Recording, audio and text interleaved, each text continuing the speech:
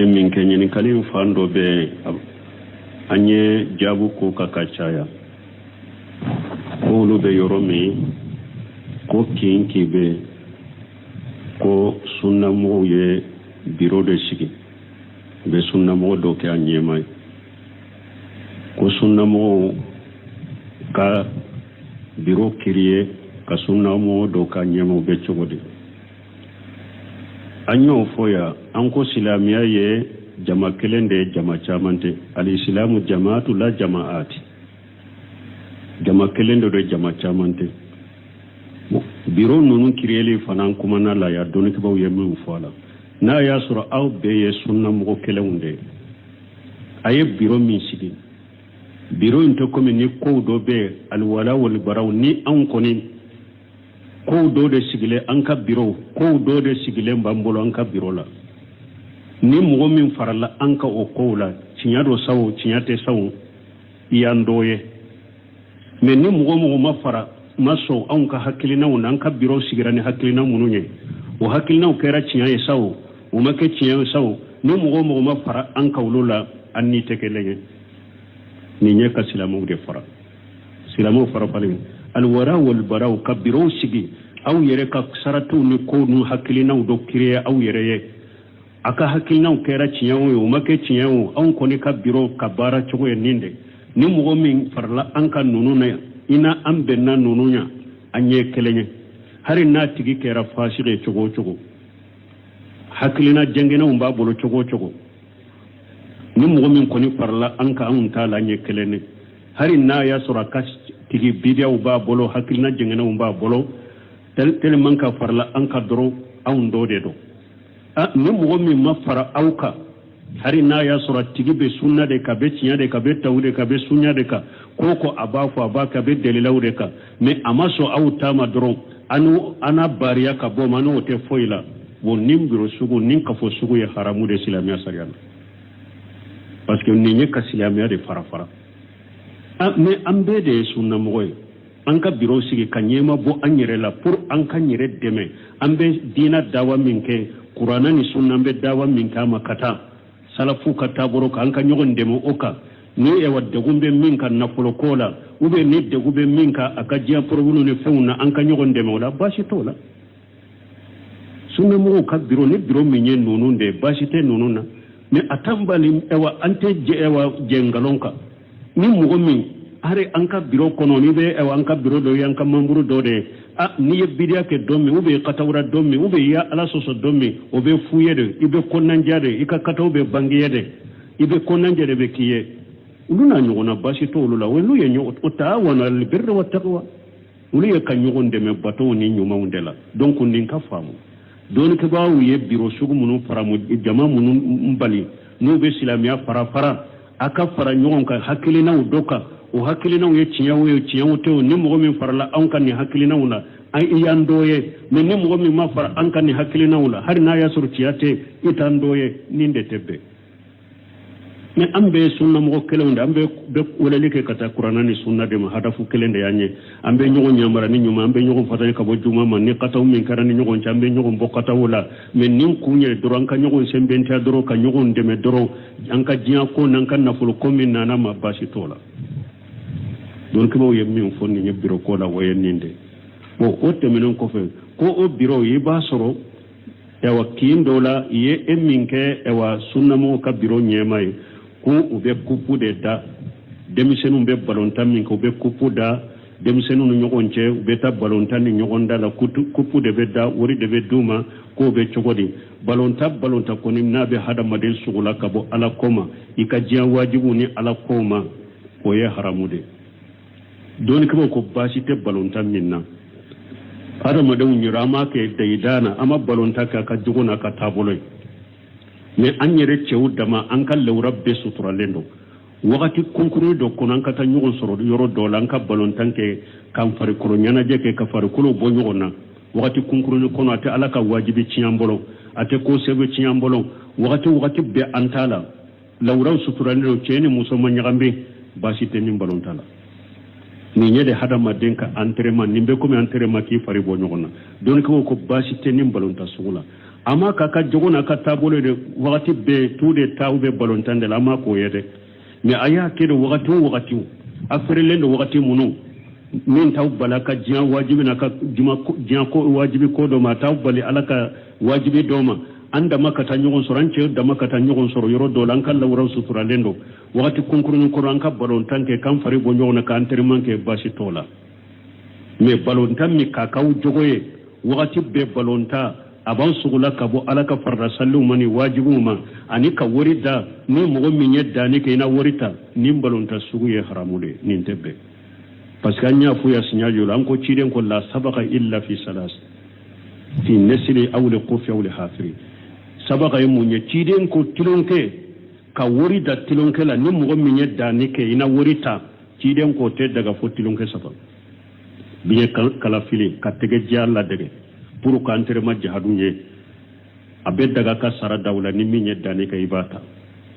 a ube so ka so boli ke so ka boli ni so min yedda ni ke so tigini so nyere kado be dama pour so ka entraînement so ye jahadu minade bashi tola ube nyameu ka nyameu bilaw ka nyogonda nyame fana jahadu minade folola donc pour nyameu ka entraînement jahadunye ni min yedda ni ke na worita bashi tenni na nim fe saba ciden ko ni ko tilonke femmi ani nyogondami wori bese ka dala ka tani fentala fen ni fen saba akon na bora ni fen sabala tilonke a dagara ka nyogonda de me akana worida worite da ni tiloke sabate wala na ya soro ka demisenu sugula ni balontanye balontam be demisenu sugula kabu ka wajibi ko no ka ko sobe uma ani wakati be balontala ube no tara balontala kuletu ube ewa kafiru photo be ewa doloki mununa kafiru prince be doloki nunuma ube ulude do kube balontana cewni muso be nyagambi abe ekopo da demisenu nyogonche fo abu sugula kabu ka dina ko no ka kalama wote bede mbe min fo yode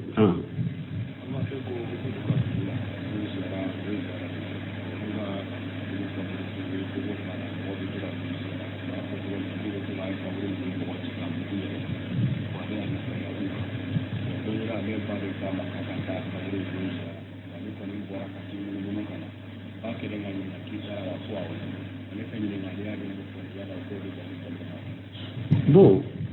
ko doke wuluka ewa yoro la kaburu do de be uye kogo koli kaburu na ko mogo beta kaburu jiara do beta kaburu jiara u beta jiara hari ka bogota boko ba ko ale kata kaburu nonon jiara ko ale bora ka sage kana ko baya nyinin ka ko tara kaburu jiara ba ko ka surale mata u be chogodi folo ebe se kata kaburu jiara ni islamia sariya jiara liyo ni ema bogota ni ema haramuke ebe se kata kaburu jiara ni islamia sariya jiariya ko yerebe baraji sorola ka suufo ka dawke suuye komi cide ka sunna ya ko chogumi be sagi itara kaburu jiara bantara kaburu jiara yala lebe nyinin ka yala itara sariya jiara de babu be utara ewa bogode ta abe nyinin ka wala e kata sariya jiara dur islamia sariya kaburu jiara min fo e katoke na fo ko itara kaburu jiara ba fo tara kaburu jiara amma ba kalonto yoro law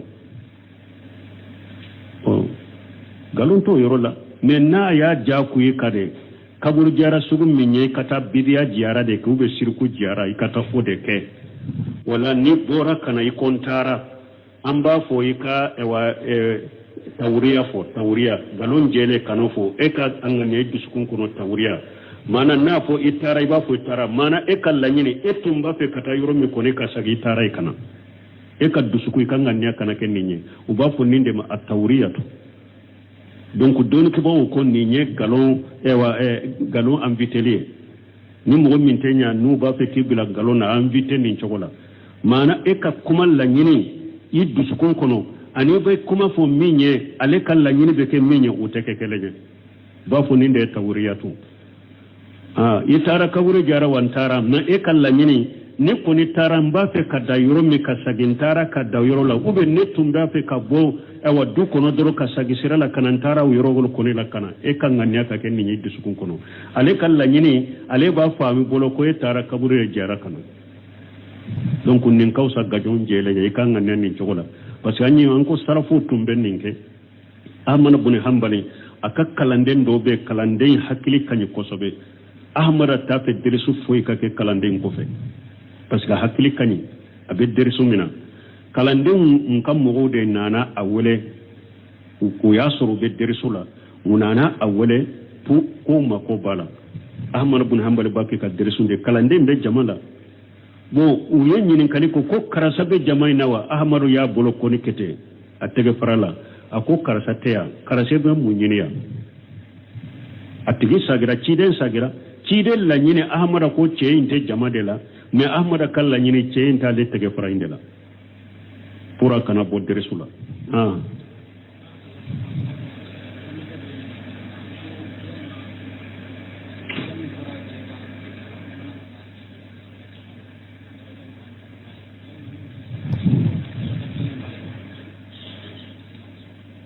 bon ko yala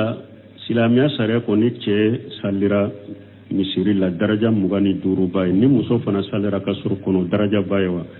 ni daraja fora ce min bena salli misiri kono de muso ta ciden ko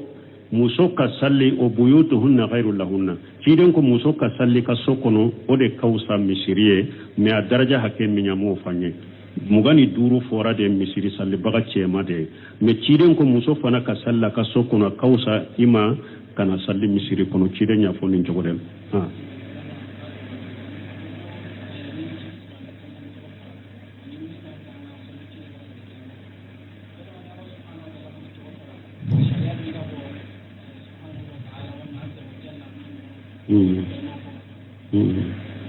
mo ko ni ciden to fora mba fo sallallahu alaihi wasallam me yala ni ala fana to fora wajibilen ba kan ka fo subhanahu wa ta'ala muhammad billahi wala me akacha doni ko ba nu go ba fo qala allah ta'ala u be qala subhanahu wa ta'ala me delila munun nana ko salli ka ke ciden ka ala yire do yo fo qur'ana kono inna allaha wa malaikatahu yusalluna ala nabi ya ayyuhalladhina amanu sallu alayhi wa sallimu taslima donc fenna na qur'ana la chogomi ambe ewa ala kan nyamaru kan bato de ray ibe salli cidenka me ala ta fana ni mo min ni ala ko fo ba fa Allah qala Allah tabaaraka wa taala ube qala Allah subhanahu wa taala me ala yi nyamariya de ni ciden de to fo ray ka fo sallallahu alaihi wasallam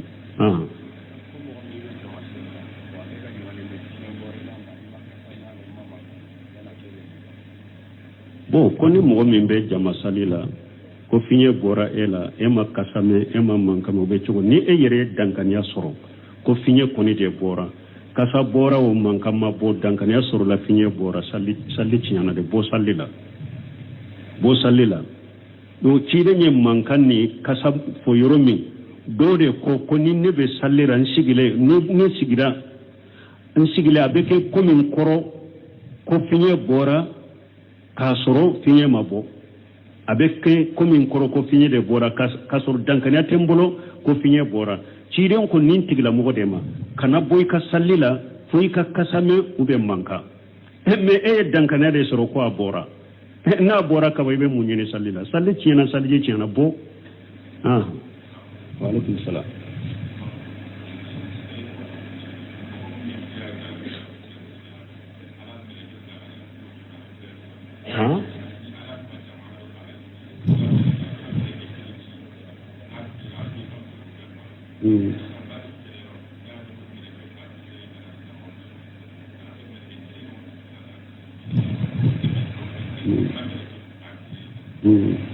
bo ni yamin fo ko ewa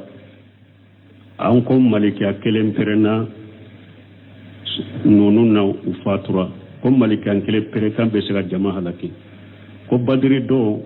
alama munalama wasaro malikiya kelen na kasilamaw demna yake bakele an ba fo badiri do ala tumbe se ka silamaw demere ni malikiya majigi wote ala tumbe ka silamaw demere ni malikiya majigi وما نصر إلا من عند الله deme be bo ala de fe mais ala be nunun ko na ka hikmana ka dode ka silama ka bonyanu ka karama de ira mu ko ya walillahi masalul ala karasa kabbo masake bolo ayem mo tande bila ku ka koroshi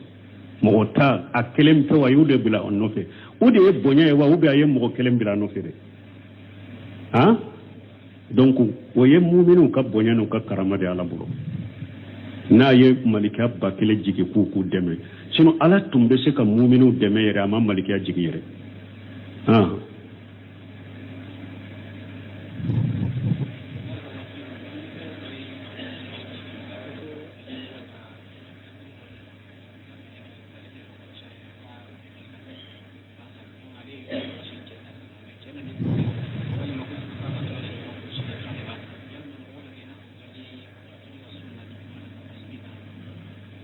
bon ko ewa ka kuma surunya dɔrɔn ko dɔ ko kafiri de ya ale ta k'a kɛ a ka so ka gardien ye ko o bɛ cogo di Cheikh Sal Fawzani ɲininkara ninnu na min ye silama ka baara kɛ kafiri bolo baasi t'a la de mais baara min t'i kɛ a ye komi baara kɛ dɛ e bɛ dɔgɔya a kɔrɔ ale bɛ kɛ e ma komi faama e bɛ dɔgɔya a kɔrɔ ale bɛ kɛ komi maaba e bɛ kɛ maani a kɔrɔ o baara sugu silamiya tɛ so silama k'o kɛ kafiri ye k'i yɛrɛ dɔgɔya ye min ye kafiri k'a fɔ n ka bitigi feere ɲɛ n b'i sara kafiri k'a fɔ n ka so jɔ ɲɛ n b'i sara olu n'a ɲɔgɔnna baasi t'o la mais ka kɛ kafiri ma baarakɛden ye baarakɛden sugu min e b'a ka so fura a ye i b'a ka so fura a ye i b'a ka dalanw fɛnsa a ye i b'a kɔ i b'a sɛw kɔ o ye de silama k'i yɛrɛ dɔgɔya kafiri ye walillahi al-izzatu wa li rasulihi wa lil mu'minina bonya fana ye ala de ta ye bonya ye ciden de ta ye bonya ye mumini de ta ye mumini de ka bon wa kafiri ye minnu de bonya bɛ mumini de ye kafiri kan kafiri de kan ka dɔgɔya a yɛrɛ dɔgɔya ka dɔgɔya mumini ye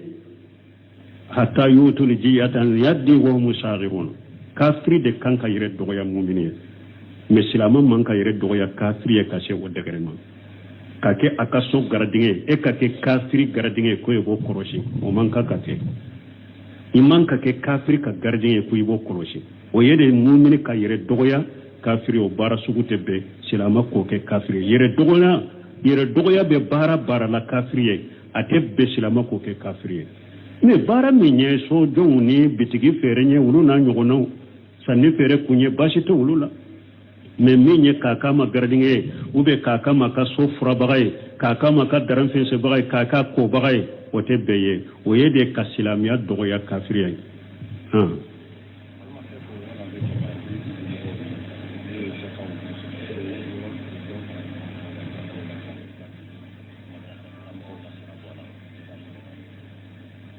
bon ko dɔ ko olu ka dugu u bɛ jaka bɔ a bɛ daga u ka jaka fara ɲɔgɔn kan ka madrasa karamɔgɔw ka sara bɔ a la o bɛ bɛn o tɛ bɛn dɛ o tɛ bɛn aw ye n'a y'a ka madrasa karamɔgɔw ta a bɛ olu sara a yɛrɛ ka nafolojɛ de la jaka donyɔrɔ 8 de fɔra jaka la ciden ko tuma min dɔw nana ciden ma ko a ka olu sɔn jaka la ciden y'a kun kɔrɔta k'u lajɛ a y'a sɔrɔ mɔgɔ minnu de kamalen kɔrɔw de don u bɛ se baara la ciden ko jaka a ko ala ma tilali to nabi ɲuman bolo dɛ ala yɛrɛ de y'a ka jaka tila n b'aw lajɛ n'a y'a sɔrɔ ye jaka dunkɛw ye a bɛ di aw ma n'a y'a sɔrɔ a tɛ jaka dunkɛw ye jaka tɛ mɔgɔ ta yɛrɛ ala de t'a dɔn ala yɛrɛ de y'a tila wala jaka donyɔrɔ 8 madrasa karamɔgɔ sarako ma fɔ la dɛ ni madrasa karamɔgɔ ye fantan ye i bɛ jaka min ta ka d'a ma n'a ka fantanya ye i b'a ta ka d'a ma n'a ka fantanya ye mais k'a fɔ an ka bɛn a la an k'an ka jakaw de fara ɲɔgɔn kan a b'an ka madrasa karamɔgɔ sara n'o ye o tɛ bɛn aw ye dɛ o ye de k'a ka nafolodenw de garadi a bɛ karamɔgɔw sara u k'a ka denw de kala ni e ye jaka kɛ o sara ye e ka den kalali min b'i kan a sara min b'i kan i m'o bin ni jaka ye wa o tɛ bɛn ye a tɛ bɛn a ka jaka fara ɲɔgɔn kan k'aw b'a di madrasa karamɔgɔw ma k'u ka sara madrasa karamɔgɔ min ye fantan ye a ka sara t'a bɔ i ka jaka ta k'a d'a ma n'a ka fantanya ye mais kana d'a ma n'i ka den ka kalo sara ye dɛ e ka den ka kalo sara bɛ bɔ i ka nafolojɛ de kɔnɔ i k'a d'a ma kalanden minnu kɔni bɛ yen aliyatimɛw de u bɛ kalandenw dɔw bɛ kalanyɔrɔ la u bɛ u ka kalan sara u ka kalan musaka t'u bolo i bɛ se ka kalanden kɔni ka musaka d'a ma jaka la kalanden ka musaka i bɛ se k'o d'a ma jaka la foyi tɛ fɔ ni dɛlɛla tɛ min na dɔnnikɛlaw y'o dɛlɛla kɛ mun ye parce que min ye jahadu parce que ni ala ko jaka la o fi sabilillah jakka be do jahadula donc doni ke bawo ko jahado ni doni nyini ala yu fara nyon ka aya kelen kono suratu tauba kono donc doni nyini na ye jahadu kala dore bal ibn semin ko jahadu yere te siga ken doni ti bolo doni nyini ye jahadu dode wori ya to ko doni nyini na kalande na ka samu sakauta bolo ambo ka samu sakata jakala kadama parce que obe komi jahadu kala de ni ote madrasa karamo sarate bola de abu lu sara yere ka wori jela ni madrasa karamo min ye fanta ya ye jakata kadama na ka fanta ya yoro min na ka sarate kala ha ha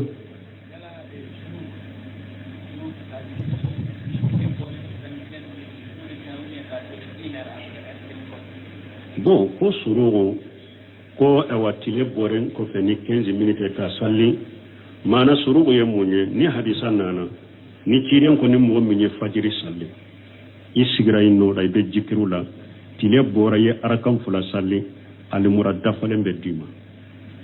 bon ko o min fulene ni tile bora ni 15 minutes ka sallo de kanyi ube ni tile bora ni eri kelenya de nin kanyi de ni tile bora ni 15 minutes adore ka salli salli min ya garwali adagare ka ya garu ya fokata 10 11 oye wala hasalli ciden ko salatul awabina hina taramudul fisal akun mo munum bu yere sagi kata alama u ka salli wakati nyuma wakati min nyame deni be tile kala ya sura fari korola oye wala hasalli de donc don ko ko ni mo min ye surugu sallini ewa surugu ngani wala hangani abu beta mais niya asallini surugu in salli de tile borani 15 minutes ya doro o salli wala hatta de ya garuli kanyi wala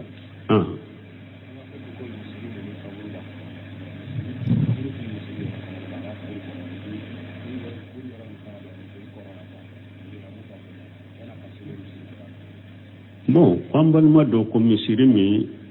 ni kaburu ba kono ko kaburu te misiri nyere kono de me abaka kuru kogo kono ka salli ola ube chogodi don ti ko misiri ni kaburu ka baka kuru kono salli te sahaw misiri kono na ya soro kaburu be misiri kogo kofe kogo be kaburu ni misiri ni nyogonje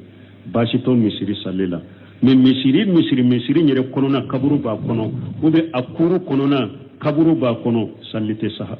ciden ko alaka danga be yahudani nasaraka uyu kan nabi nyumo no kam nyumo ka kaburu ke misiriye awa nkam manto mbaw bala kanu kede cirenya balili kala de kaburu kana ke misiri kono awa kaburu be misiri kono sallite saha kono harisa dola ciden ko kana salli kaburu ka harisa dola ciden ko akana ta salli kata kaburu ma harisa dola ciden ko salli yoro jogo kono yoro munu ni sallite kala al maghbara kaburu sallite ke kaburu la wala kaburu be misiri kono sallite saha kono donc bo kambe ko fula dola kelende ke namba fe misiri kono salli ka saha na ya sur misiri folo do jora o ko fe de mogodo fatura utara suudo misiri kono ambe suinde wobe kata fara silama suka kaburu la misiri be to akam misiri ala salli be saha kono na ya suru kaburinde fono tumbe misirin joraka ando misirinde chika boye kata misiri jo yorowere kaburu te yoromi kaburu be to anola nin ko fula dola kilende beke sino ka kaburu to misiri kono sallite saha kono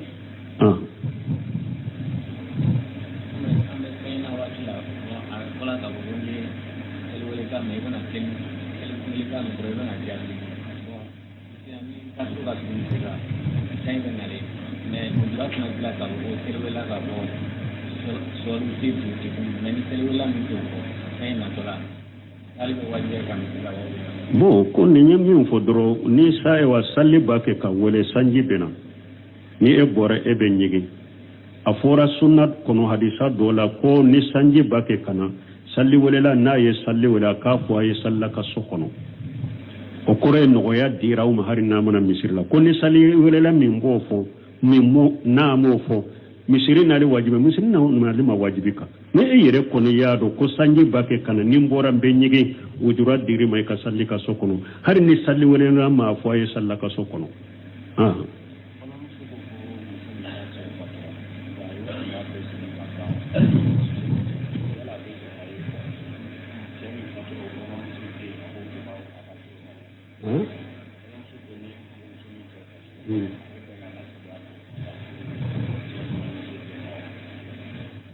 bon ko dɔ ko ale cɛ fatura i da banna bon ko a cɛ ka balimamuso denkɛ i m'o de fɔ a bɛ dagale ka furu o ma ba cɛ ka balimamuso denkɛ mun ye cɛ ye han i balimamuso denkɛ a mun ye e ye sisan a benkɛ tɛ wa benkɛ muso ma haramuya fanincini muso ma haramuya silamɛya sariya la suratu nisa'i kɔni buni hajami ko a ko suratu nisa'i kɔnɔ muso minnu haramuyara ala y'u fɔ olu tɛmɛnen kɔfɛ a ko uhilla lakum ma wara zalikum an tabtagu bi amwalikum ala ko ni muso minnu filɛ nin ye ni y'u haramuya aw bolo ni ninnu tɛmɛnen kɔfɛ ni ninnu bɔra la diɲɛ muso tɔ dagaraw y'a k'u ɲinina ka nafolo y'a k'u furu a ko ni muso minnu fɔra siratu nisa'i kɔnɔ benkɛ muso t'u la fanincini muso t'u la awa ciden fana ye muso minnu haramuya hadisaw kɔnɔ k'u fara aya ka haramuyali kan hadisa tɛ ni ciden ye benkɛ muso haramuya hadisa tɛ ciden ye n'a ye binankɛ muso haramuya ninnu ma haramuya mɔgɔ bolo mais dɔnnikɛlaw ko ko dɔ bɛ a ma haramuya mais e b'a to ye farikolo kɔrɔsili kama kana kɔrɔfɔ mɔgɔ bɛ ko dɔ to ye o kama parce que a dɔnnen tɛ hadamadenw cɛ la a dagara dɛ mais a dɔnnen t'an cɛ la ko i k'i ka fanincini muso ta k'i ka benkɛ muso ta n'i y'a ta mankan bɛ caya a fitina bɛ caya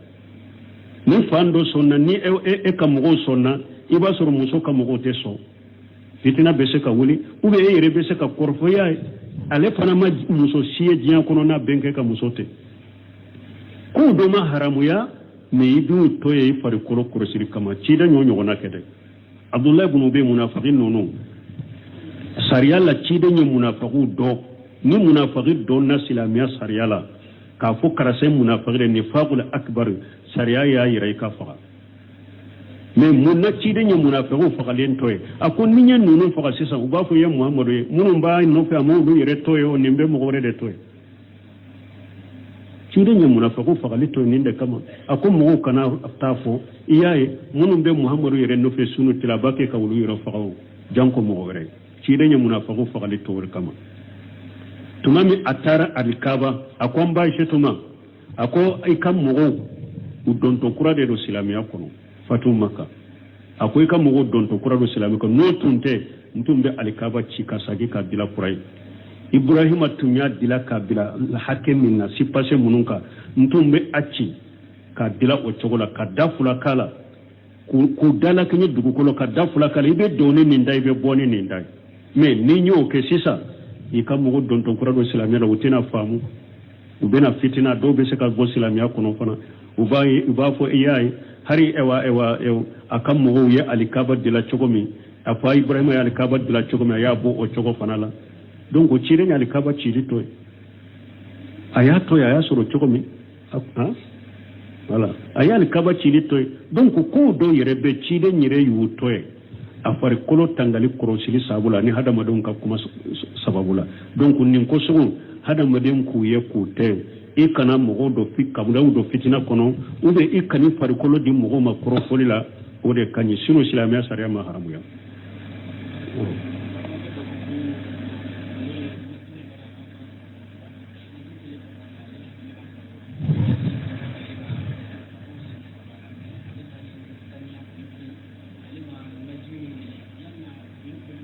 ko mun bɔra la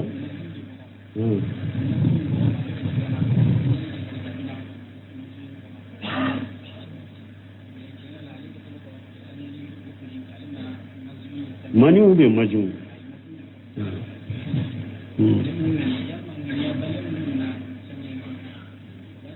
bon ko dɔ ko majiw bɔra ale la akramakumullah majiw ye mun ye a b'a hakɛ to n'i ye muso lajɛ fo i cɛya wulila akramakumullah ou bien i ye muso tulonkɛ ɲɔgɔnya fo cɛya wulila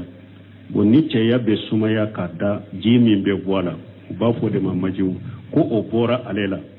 ko ale tun y'a ŋaniya n'a bɛna salli a bɛ kɔ ka salli ko mais wagati selen ko ale kɔra mais majiw kɔlen a ɲinana a m'o kɛ abe cogodi kooli te majiw la majiw kooli ko te ale la kooli be maniwu de la mais majiw kooli ko te ale la ale doro be ji sari sari i ka finiw de la ani a y'i ka yɔrɔ minnu sɔrɔ min ye cɛya yɛrɛ ni minnu b'a kɔrɔ i bɛ olu ko dɔrɔn majiw ta ye o de damana kooli ŋaniya tɛ olu la ni kora kaba majiw bɔr'i la kaba ji sera a yɔrɔ ma majiw kora a kora ka bɔ i la kaba hari n'i ma kooli ŋaniya ni majiw kora ka bɔ i la kaba foyi tɛ ka saniya kooli t'ale nɔfɛ kooli bɛ maniw de nɔfɛ mais majiw tɛ سبحانك اللهم ربنا بحمدك أشهد أن لا إله إلا أنت أستغفرك وأتوب إليك. Ini kali mingke ini kali fando be anye jabu ko kakachaya ko lu be yoromi ko kinki be ko sunna mo ye biro de sigi be sunna mo do ke anyemai ko sunna mo ka biro kiriye ka sunna mo do ka nyemo be chogodi anyo foya anko silamiya ye jama kelende jama chamante al-islamu jama'atu la jama'ati jama kelende do jama chamante biro nunu kiriyeli fanan kuma na la ya doni kibaw yemi fola na ya sura aw be sunna mo kelewunde aye biro min sigi biro into komi ni ko do be alwala wal baraw ni an koni ko do de sigile an ka biro ko do de sigile mbambolo an ka biro la ni mo min farala an ka o ko la cinyado sawo cinyate sawo iyandoye me ni mo ma fara maso an ka hakilina won an ka biro sigirani hakilina mununye o hakilina kera cinyaye sawo o make cinyaye sawo ni mo ma fara an ka wulula an ni tekeleye ni nye ka silamu de fara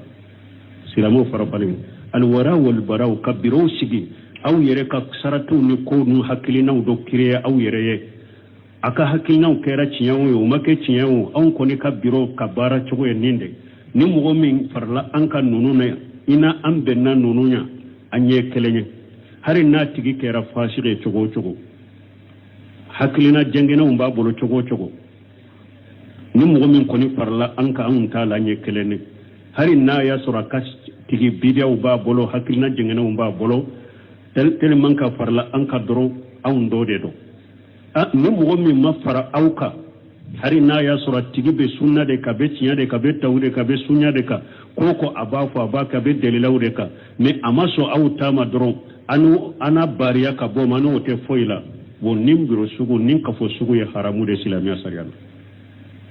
parce que ni ka silamiya de fara mais ambe de sunna moy an ka biro sigi ka nyema bo anyere la pour an ka nyere deme ambe dina dawa minke qur'ana ni sunna ambe dawa minka makata salafu kata boro ka an ka nyogon demo oka ni e wadde gumbe minka na folo kola ube ni de gumbe minka aka jiya porwuno ne fewna an ka nyogon demo la bashi tola sunna mo ka biro ni biro minye nununde bashi te nununa ne atambali ewa ante je ewa jengalonka ni mo min are anka biro kono ni be ewa anka biro do yanka mamburu do de ni ye bidia ke domi ube katawra domi ube ya ala soso domi obe fuyede ibe konnanjade ika katawbe bangiyede ibe konnanjade be kiye uluna nyogona bashi to ulula welu ye nyo utawana al birra wat taqwa ulu ye kan nyogonde me bato ni nyuma undela donc nin ka famu don ke bawu ye biro sugu munu faramu jama munu mbali no be silamiya fara aka fara nyogon ka hakilina udoka o hakilina ye ciyawo to ni mo min farla an kan ni hakilina una ai iyandoye men ni mo min ma fara an kan ni hakilina una har na ya sur ciyate itandoye ninde tebbe ne ambe sunna mo kelende ambe be wolelike kata qur'ana ni sunna de ma hadafu kelende yanye ambe nyogo nyamara ni nyuma ambe nyogo fatani ka bo juma man ni kata min karani nyogo chambe nyogo bokata wala men nim kunye doro an ka nyogo sembenta doro ka nyogo ndeme doro an ka jiya ko nan kan na fulu komin nana ma bashi tola don ko mo yemmi fonni ni biro ko la wayeninde bo o temenen ko fe ko o biro yi ba soro ewa kindola ye eminke ewa sunna mo ka biro nyemai ko ube kupu de da demisenu be balonta min ko be kupu da demsenu nu ñogon ce beta balonta ni ñogonda la kupu de bedda wori de beduma ko be cogodi balonta koni nabe hada madel sugula kabo ala koma ika jiya wajibu ni ala koma ko ye haramude doni ko basi te balonta minna hada madel nyirama ke daidana ama balonta ka juguna ka taboloy me anyere cewu dama an ka lawra be suturalendo wakati kunkuru do konan ka ta ñogon soro yoro do lan ka balontan ke kan fari kuro nyana je ke ka fari kulo bo ñogona wakati kunkuru ni kono ate ala ka wajibi ciyambolo ate ko sebe ciyambolo wakati be antala lawra suturalendo ceni muso ma ñagambe basi te ni balontala ni ñede hada maden ka entraînement nimbe ko entraînement ki fari bo ñogona don ko basi te ni balonta sugula ama kaka jogona ka tabolo de wakati be tude tawbe balontande la ma ko yede mais aya kedo wakati afere lendo wakati munu min taw balaka jiyan wajibi na ka